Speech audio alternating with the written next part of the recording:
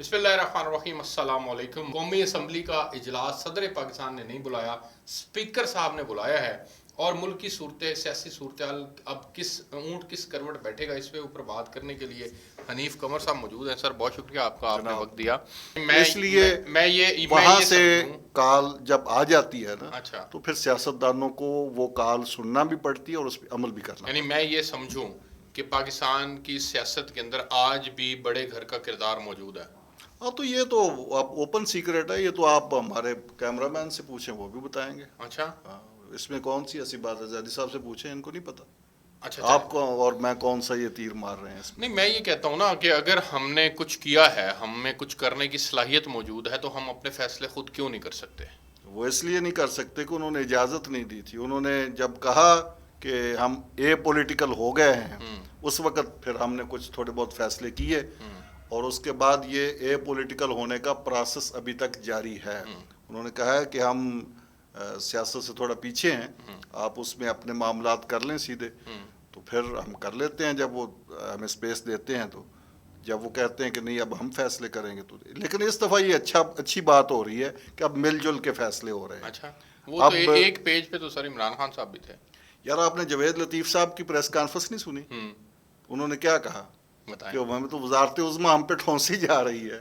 بھائی وہ تو ہر دوسرا بندہ کہہ رہا ہے، لیکن ٹی وی پہ آگے جوید لطیف نے ہمت کی ہے۔ تو بس یہ جب ٹھونسی، جب وزارت عظمیٰ آپ کو جبرن دی جائے، یہ پاکستان کی تاریخ میں پہلا جبری وزیر اعظم ہوگا جس کی پارٹی کے لوگ بھی اعتراف کر رہے ہیں کہ ہمارا پرائم منسٹر جبری پرائم منسٹر۔ یعنی پھر حنیف قمر صاحب، آپ اگر جبرن پرائم منسٹرشپ کسی کو دے رہے ہیں تو پھر استحکام کی امید نہ رکھی جائے، پھر پی ٹی آئی صحیح کہہ رہی ہے۔ استحکام آئے گا ہی اسی طریقے سے۔ اچھا، جبر سے آئے گا؟ جبر سے آئے گا۔ اس کی وجہ یہ ہے کہ آپ نے استحکام کے اینٹی لفظ کیا ہوتا ہے؟ غیر مستحکم۔ تو غیر مستحکم کون کرتا ہے؟ اچھا، جو کرتے ہیں اگر وہی استحکام کریں گے تو پھر استحکام کیوں نہیں آئے گا؟ پولیٹیکل فورسز بھی تو میٹر کرتی ہیں نا۔ اب عمران خان صاحب نے بھی تو 8 اپریل کے بعد سے لے کے اور 8 فروری تک انہوں نے بھی تو یہ 1.5-2 سال جو تھے اس پاکستان کے اندر ہر طرح کا جلسہ جلوس کیا، ہر طرح کے جناب انہوں نے ڈیسٹیبلٹی لانے کی کوشش کی۔ وہ ٹھیک ہے، آج کل وہ جیل میں ہے، لیکن پولیٹیکل فورسز بھی تو کردار ادا کرتی ہیں نا۔ وہ کردار ادا کرتی ہیں، اور اگر ان کی مرضی، اگر عمران خان اس 1.5 سال کے اندر پارلیمنٹ کا حصہ رہتے، وہ سڑکوں پہ چوک چوراہے کی سیاست نہ کرتے، تو شاید پاکستان کے اندر جو انفلیشن اتنی زیادہ آئی ہے وہ نہ آتی۔ میں اس کو ایک لائن میں اگر میں کہوں کہ اگر عمران خان صاحب کی ان کے ساتھ نہ کٹی ہوتی، ان کے ساتھ تعلق خراب نہ ہوتا، تو شاید آج بھی وہ پرائم منسٹر ہوتے۔ ٹھیک ہے، ٹھیک ہے۔ تو اس لیے عدم استحکام جہاں سے آتا ہے، اگر وہاں سے استحکام کی خبر آ رہی ہے تاریخ تو پھر دہرائی جا استحکام ہی سکتی ہوگا۔ ہے۔ نہیں، پھر تاریخ تو دہرائی جا سکتی ہے، پھر تو اس گھر سے بھی لڑائی ہو سکتی ہے۔ پھر اس کا مطلب یہ ہوا کہ عوام کے نمائندے تو نہیں نہ منتخب ہو کر آئے۔ پاکستان میں سچی بات تو یہ ہے، کہنے سے ہم بھی گھبراتے ہیں، لیکن سچی بات یہی ہے کہ پاکستان میں پولیٹیکل پارٹیز کے لیے، پولیٹیکل لوگوں کے لیے اور پولیٹیکل سسٹم کے لیے سپیس جو ہے وہ شرنک ہو چکی ہے۔ وہ بہت تھوڑی سپیس ہے۔ آگے بڑھیں سر، اسی تھوڑی سپیس میں ہی انہوں نے کام کرنا ہے۔ آگے بڑھیں۔ قومی اسمبلی کا اجلاس صدر پاکستان نے نہیں بلایا اور انہوں نے اعتراض اٹھایا ہے، اور اعتراض ان کا کس حد تک جائز ہے آپ نے اس پہ کمنٹ کرنا۔ وہ کہتے ہیں کہ پہلے ایوان کے اندر جو مخصوص نشستوں کا فیصلہ ہے وہ کر لیں، پھر اجلاس بلوا لیتے ہیں، جبکہ آئین میں لکھا ہوا ہے کہ انتخابات کے 21 دن کے اندر آپ نے اجلاس لازم بلانا ہے۔ تو صدر پاکستان ٹھیک ہے، الیکشن کمیشن آف پاکستان ٹھیک ہے، یا اسپیکر صاحب نے خود اجلاس بلا لیا وہ ٹھیک ہے؟ آئین موم کی ناک ہوتا ہے، اس کو جب ہم جہاں چاہیں جیسے چاہیں اس کو ہم بینڈ کر سکتے ہیں اس کو، اور اس کو اپنے مقصد کے حصول کے لیے استعمال کر سکتے ہیں۔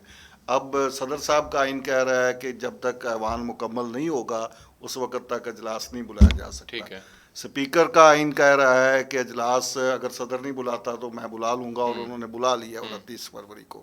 ٹھیک ہے، تو اب اس آئین میں جو ہوتا رہے گا، بعد میں اگر کوئی کورٹ میں جائے یا نہ جائے، آگے کچھ چلتا رہے گا۔ الیکشن کمیشن کیوں نہیں فیصلہ کر رہا مخصوص نشستوں کا؟ الیکشن کمیشن کا آئین کہہ رہا ہے کہ مجھے آپ کہہ نہیں سکتے کہ ابھی فیصلہ کرو، اس لیے میں اپنی مرضی سے فیصلہ کروں گا۔ یعنی ہر گھر کا اپنا آئین ہے، ہر گھر کا اپنا آئین ہے، آئین پاکستان کو کوئی فالو کرنے کو تیار نہیں ہے۔ بس یہ سارے پاکستانی ہیں۔ اچھا، الیکشن کمیشن آف پاکستان مخصوص نشستیں اگر نہیں دیتا، پاکستان تحریک انصاف کی جو سو کارڈ نشستیں ہیں، جو اب سنی اتحاد کونسل، اب تو 2 نام لینا پڑا کریں گے ہمیں، اگر سنی اتحاد کونسل کو نشستیں نہیں دی جاتی تو اس صورت کے اندر آپ کیا دیکھ رہے ہیں؟ عدالتوں سے انڈو ہو جائے گا فیصلہ؟ میرا خیال ہے وہ نشستیں دے دیں گے، لیکن دیں گے اس وقت جب حکومت بن جائے گی، پرائم منسٹر بن جائے گا، حکومت کی فارمیشن ہو لیکن جائے گی۔ اگر اب دے بھی دیں تو اس سے فرق تو کوئی نہیں پڑتا، نمبر گیم میں تو وہ آگے ہیں۔ پھر بھی پاکستان تحریک انصاف کو اگر نشستیں مل بھی جائیں تو ان کی تعداد اتنی نہیں ہوگی کہ وہ اپنا پرائم منسٹر لا سکیں۔ لیکن وہ جو کہہ رہے ہیں کہ ہماری وہ صرف مخصوص نشستوں کا پرابلم نہیں ہے، وہ تو کہہ رہے ہیں کہ ہماری جو جنرل نشستیں ہیں وہ بھی کم ہوئی ہیں دھاندلی کے ذریعے۔ اچھا، یہ ایک عجیب اتفاق ہے کہ وہ کلیم کرتے ہیں کہ ہمیں 180 نشستیں ملی ہیں، جبکہ جو انتخابی عذرداریاں ہیں اور جو انہوں نے کمپلین کی ہے وہ اس محض 23 قومی اسمبلی کے حلقوں کی ہے۔ تو یہ ڈیمانڈ 180 کی ہے اور آپ الیکشن کمیشن میں گئے ہیں 23 نشستیں لے کے، تو یہ بھی پروپیگنڈا نہیں ہے ہو رہا سر؟ اس میں دو تین چیزیں ہو رہی ہیں۔ یہ پروپیگنڈا کی وار تو اوور آل ہے، اس میں تو کوئی شک نہیں کہ پروپیگنڈا تو آج کل مطلب جس لیول پہ چل رہا ہے، بلکہ آپ نے تھوڑی دیر پہلے اگر شوکت بسرا صاحب کے سنا ہو تو انہوں نے وہ ہارے ہوئے امیدواروں کو سب کو اکٹھے کر کے ان سے اوتھ لے لیا اور کہا ہے کہ ہم اپنا وزیر اعلیٰ بنائیں گے، ایک ڈیفیکٹو گورنمنٹ انہوں نے وہ بنا لی ہے۔ تو یہ سارا انہوں نے آج خود ہی وکیل، خود ہی جج، خود ہی فیصلہ کر کے وہ سارا کچھ کر لیا ہے۔ یہ تو ایک چل رہی ہے، لیکن دھاندلی کے جو الزامات ہیں ان کو یکسر مسترد بھی نہیں کیا جا سکتا، وہ ہوئے ہیں۔